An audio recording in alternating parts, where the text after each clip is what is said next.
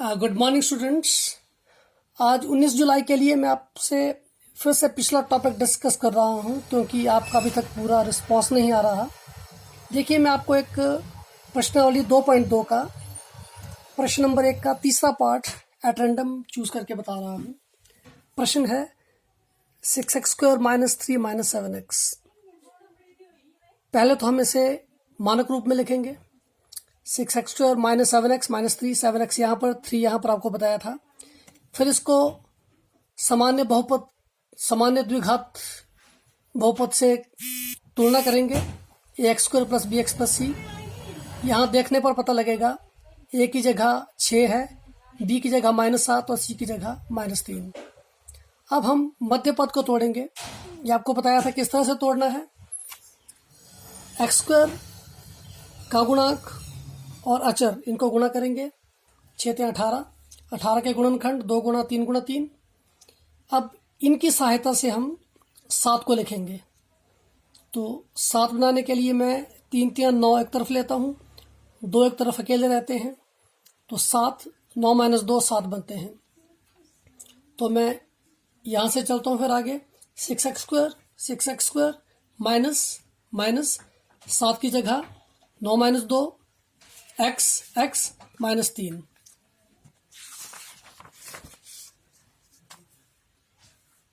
(6x² - 9 - 2x -3).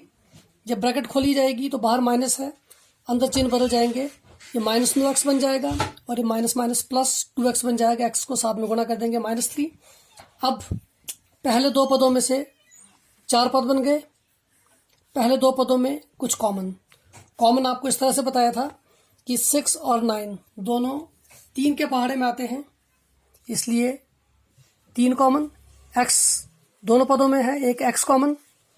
अंदर बचा 3 दूणे 6, एक x बचा। माइनस 3 कितने 9, 3 × 3 9, 2x - 3 आ गया। आगे 2x और 3, 2 और 3 दोनों किसी भी पहाड़े में नहीं आते हैं, इसलिए हम बोलते हैं कि एक कॉमन और अंदर वैसे का वैसा ही रहेगा। और ये एक टेस्ट है, यहाँ पर और यहाँ पर एक जैसी संख्या आनी चाहिए, एक जैसे पद आने चाहिए। 2x - 3, 2x - 3, 2x - 3 कॉमन और ये बचा यहाँ पर 3x + 1। उसके बाद 2x - 3 को भी शून्य ज्ञात करने के लिए 0 के बराबर रखेंगे। 3x = 1 को भी 0 के बराबर रखेंगे। यहाँ से 2x आ जाएगा, 3 पर जाएंगे 3, x आ जाएगा 3/2। यहाँ से 3x बराबर है 1 पर जाएगा -1 और x आ जाएगा -1/3। उसके बाद हमें शून्यकों और गुणांकों का संबंध स्थापित करना है।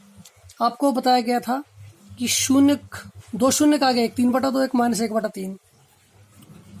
शून्यकों के योग का सूत्र था, याद कीजिए, -b/a। माइनस b देखिए कितना है, b है -7, a है 6, तो -7/6। माइनस प्लस और ये बन गया 7/6। अब वास्तव में शून्यकों का योग निकालते हैं। एक शून्यक है 3/2, एक है -1/3। लघुत्तम से बचने के लिए आपको बताया गया है, इनको क्रॉस में गुणा कीजिए। 3 × 3 9, 2 × 1 2 और 2 × 3 6, ये भी 7/6। अतः हमारा एक पार्ट चेक हो गया कि शून्यकों का योग सूत्र के द्वारा भी 7/6 आ रहा है और वास्तव में ये और ये इन दोनों को जमा करने पर भी 7/6 आ रहा है। इसी तरह से शून्यकों का गुणनफल देखिए। गुणनफल का सूत्र बताया गया था c/a।